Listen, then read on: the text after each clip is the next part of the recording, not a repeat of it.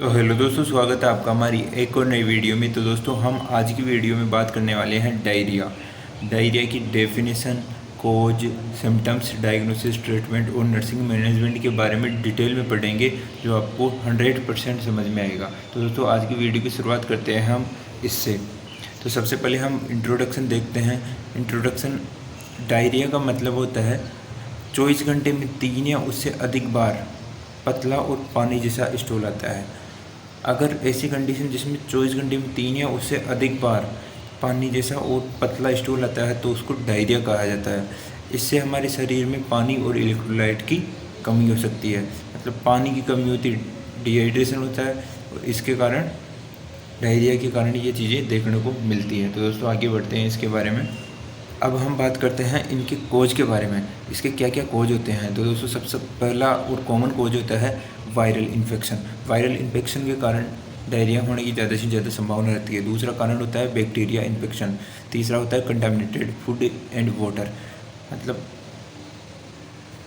चौथा होता है फूड पॉइजनिंग, और पांचवा होता है कुछ मेडिसिन जैसे एंटीबायोटिक्स और पुअर हाइजीन। इन सब के कारण डायरिया होने की संभावना रहती है। ये डायरिया के कारण मेनली कारण होते हैं। सबसे मेन कारण होता है वायरल इन्फेक्शन।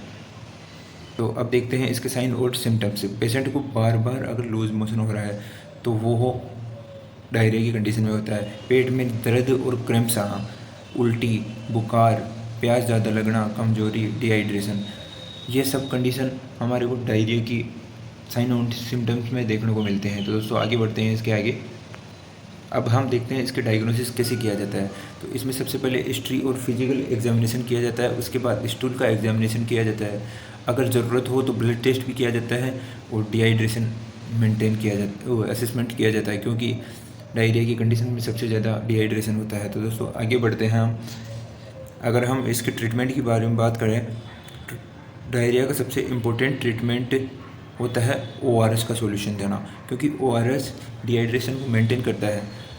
दूसरा है प्लेंटी ऑफ फ्लूइड, पेशेंट को अधिक मात्रा में फ्लूइड देना।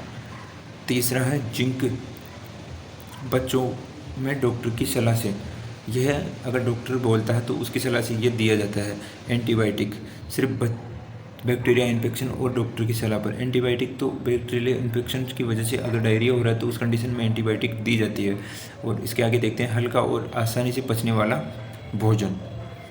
इससे क्या होता है, हल्का और आसानी से पचने वाला भोजन देने से वो आराम से पच जाता है, जिसके कारण पेशेंट नॉर्मल रहता है। इसके आगे हम देखते हैं नर्सिंग मैनेजमेंट। ये सबसे मेन इम्पोर्टेंट रहता है एक नर्स के लिए। सबसे पहले नर्स का काम रहता है वाइटल साइन मॉनिटर करना, और ये करना ही चाहिए।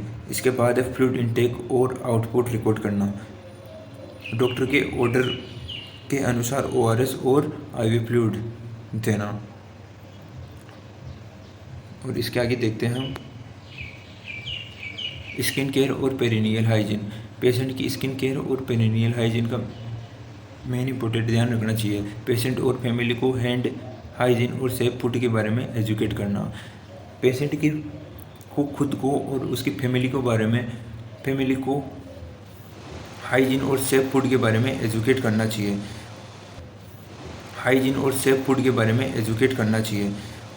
दोस्तों, इसको हम वापस से एक बार सुपरफिशियली देख लेते हैं ताकि आपको जल्दी से जल्दी सही से एक बार में समझ में आ जाए। डायरिया एक ऐसी कंडीशन होती है जिसमें पेशेंट को 24 घंटे के अंदर 3 या उससे अधिक बार पानी और पतला स्टूल आना। ऐसे शरीर में पानी और इलेक्ट्रोलाइट्स की तेज़ी से निकलते हैं, जिससे डिहाइड्रेशन हो सकता है। अगर समय पर ट्रीटमेंट ना मिले तो इसकी कंडीशन गंभीर भी हो सकती है। तो दोस्तों, इसके बाद करते हैं इसके कोज के बारे में बात। डायरिया का सबसे कॉमन कोज होता है वायरल और बैक्टीरिया इन्फेक्शन होते हैं। इसके अलावा कंटामिनेटेड फूड या पानी, फूड पॉइजनिंग, कुछ मेडिसिन जैसे एंटीबायोटिक और प्योर हाइजीन भी हो सकते हैं। अब देखते हैं इसके साइन और सिम्टम्स के बारे में। पेशेंट को बार बार लूज मोशन आते हैं, पेट में दर्द और क्रैम्प्स होते हैं, उल्टी, बुखार, ज़्यादा प्यास लगने, कमजोरी और डिहाइड्रेशन जैसे लक्षण देखने को मिल सकते हैं। इसके बारे में डायग्नोसिस देखते हैं। इसके क्या क्या डायग्नोसिस हो सकते हैं। डॉक्टर पेशेंट को हिस्ट्री और फिजिकल एग्जामिनेशन करते हैं। ज़रूरत पड़ने पर स्टूल एग्जामिनेशन और ब्लड टेस्ट करवाए जा सकते हैं। साथ ही डिहाइड्रेशन की सीवियरिटी का असेसमेंट भी हो जाता है।